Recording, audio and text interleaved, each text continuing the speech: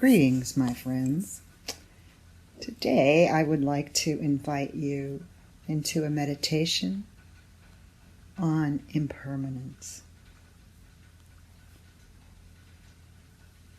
Our daily life is really the flow of continuous change, is it not?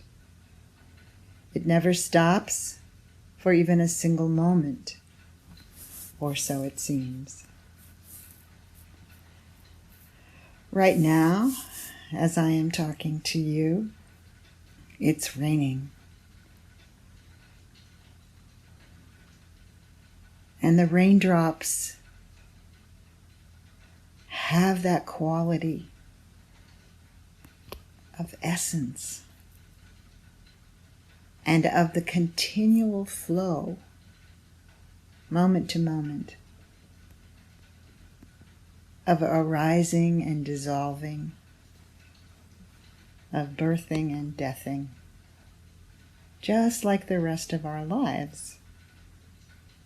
Thought arises in a moment, the next moment it may be gone, another thought has replaced it.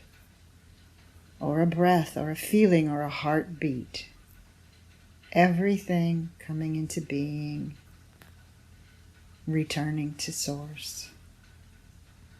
Arising, ending, beginning, again and again and again and again.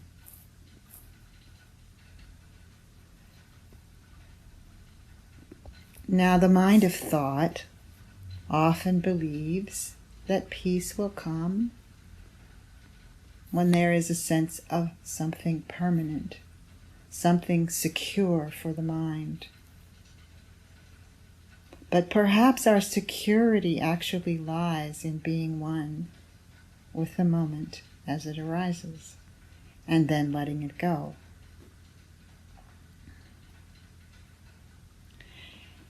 Experiencing what's here as fully as possible, using all of our senses, feeling, sensing, seeing, how this silence of being itself is constantly showing its face in every conceivable way.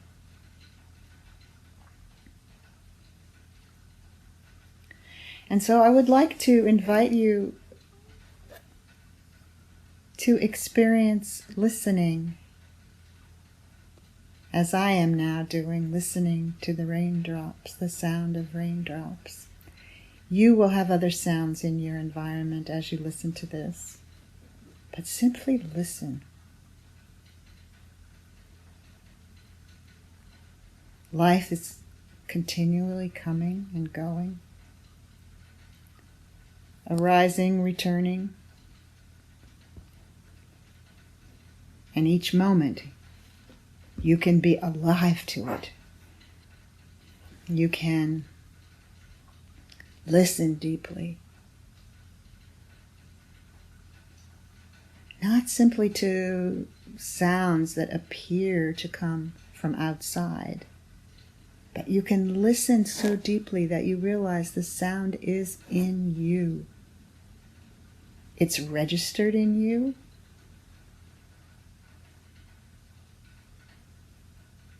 It appears in you. But who are you?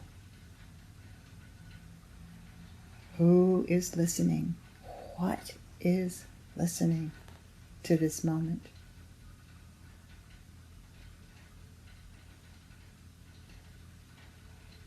Perhaps you can listen so deeply that the one who is listening disappears momentarily, and they're simply listening.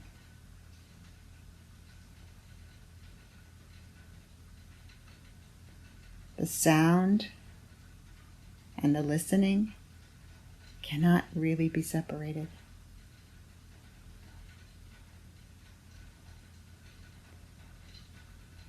And is not the listening simply awareness of listening? Awareness of anything cannot actually be separated from what it's seeming to be aware of. And yet we constantly insert a separate me that's doing the listening. But is it so?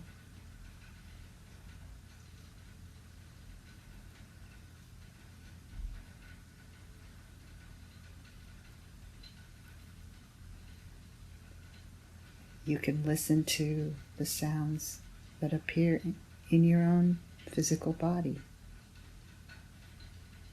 The sound of your heart beating, perhaps.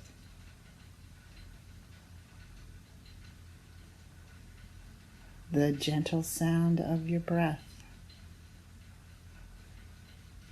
Breathing in, breathing out. Coming, going. Giving life to the form that you are. The form that's one of many, many forms that you are. Of course, we have a particular intimacy with the body-mind, but the body is much more vast than a single physical appearance of a human body form. And yet, what an incredible miracle to have such an experience of living that we have through the body-mind experience.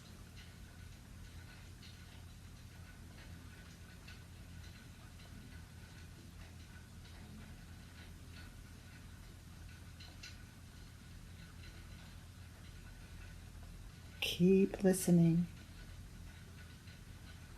deeper and deeper. Allow the listening to go.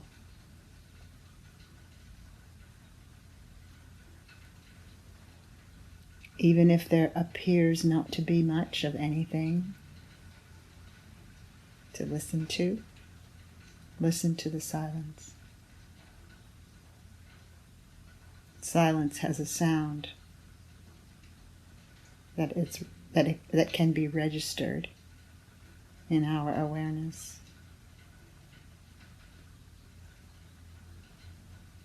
And once we truly discover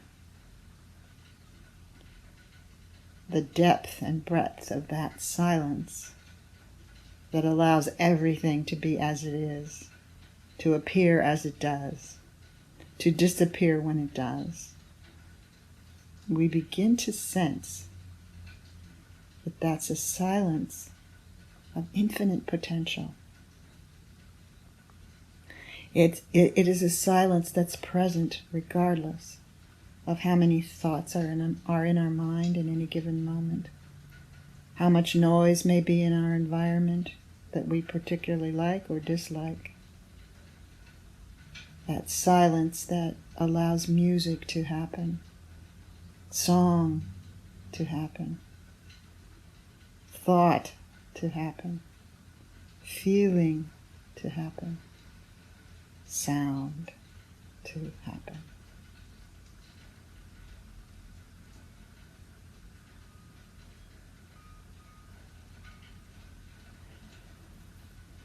Sometimes we can listen so deeply, for instance, to raindrops on the roof, that's all that's here, raindrops on the roof.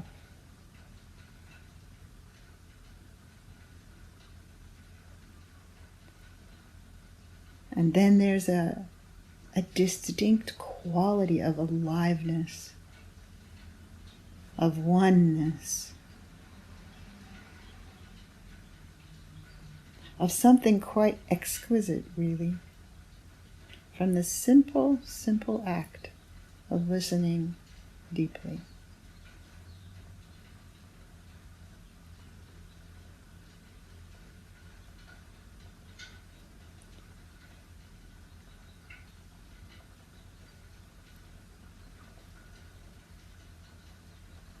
And you might also investigate in your own experience.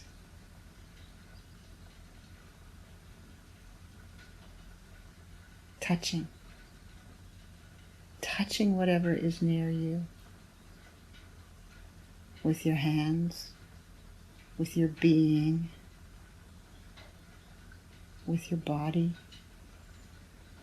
with your soul, touching truth as you touch a physical substance. Touching it so deeply, with so much attention, that you begin to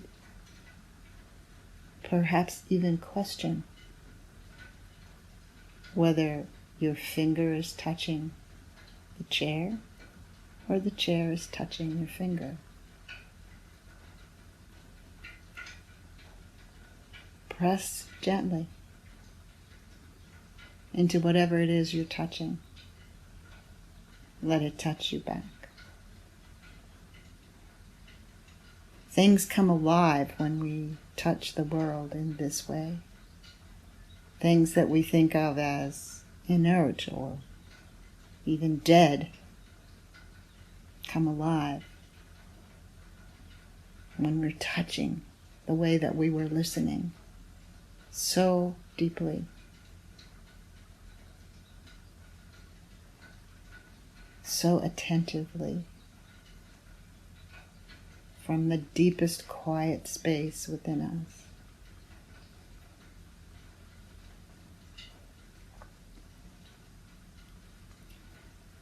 It's especially lovely to touch your face, or to touch one hand to the other.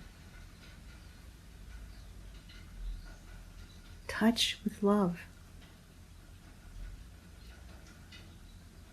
Touch with deep reverence for this being that has taken form as you, as a hand, as a cheek, as a nose, as an ear, as a head. Can you feel the gentleness of the touch? And all of the information that touch can give you, not information for your mind, not for more thought, but information of intimacy. Being intimate with a moment of touch.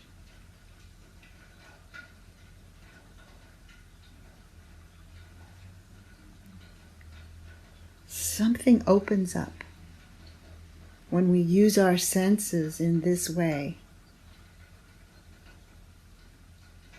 A stopping to listen. Stopping to touch.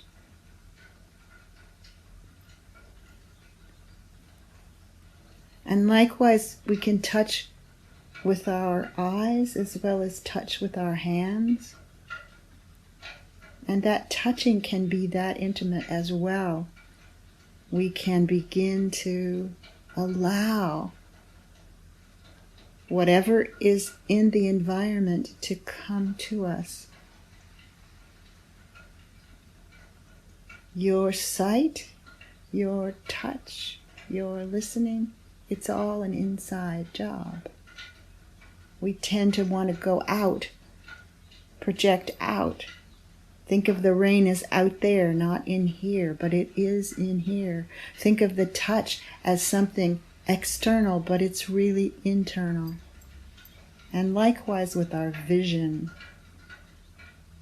Rather than going out to try to see something, can we step back and allow that something to touch us, to come into our view, rather than projecting vision and words and interpretations and so forth out there.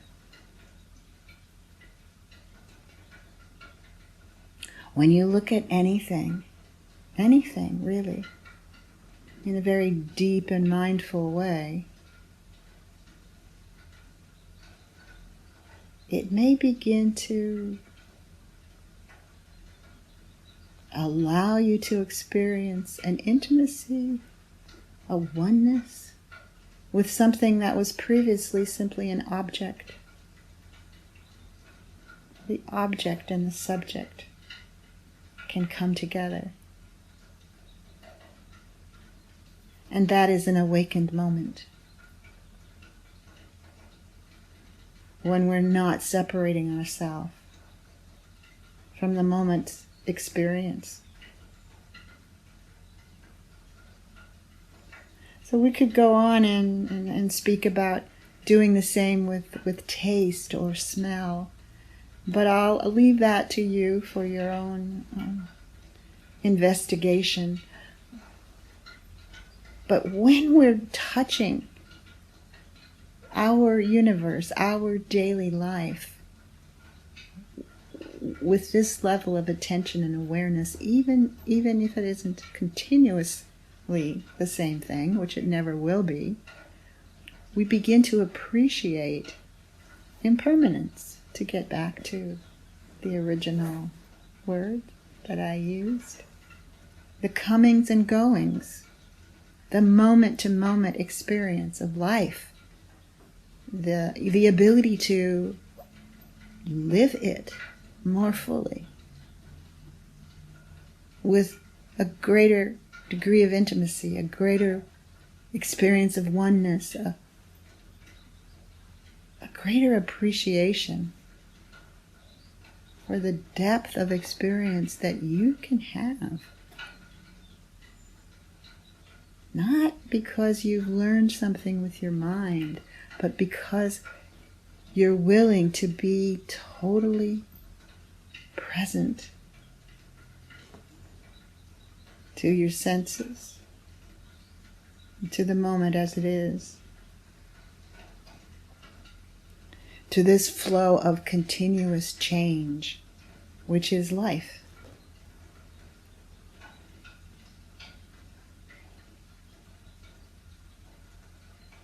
In time, the rain I was speaking of will stop.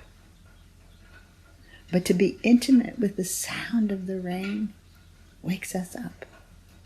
Or to be intimate with the touch of your own hand on your face, or on an item of clothing, or the intimacy that your vision may allow when you're not just labeling a tree as a tree, or a plant as a plant, or a wall as a wall. But you're really looking. You're looking from the deep dimension of yourself that's silent, but ever intimate, ever at one. And life begins to become more like a Technicolor movie.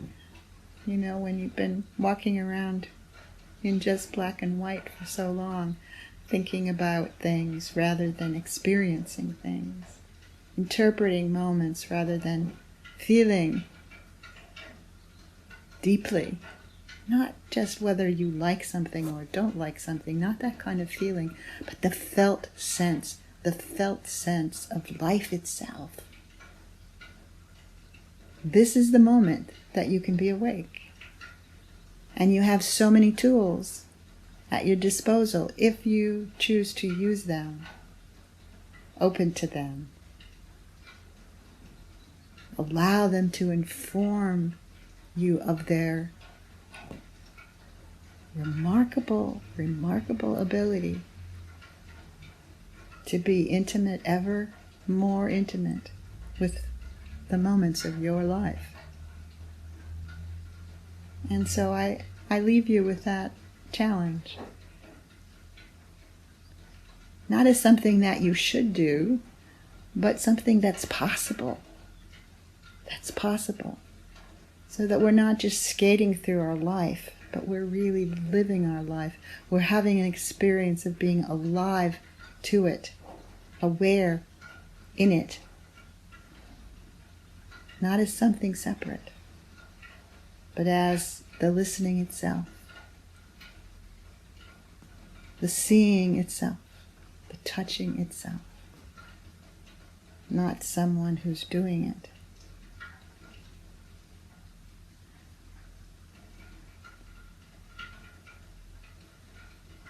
So thank you so much for joining me in this time of exploration, and I hope to see you soon.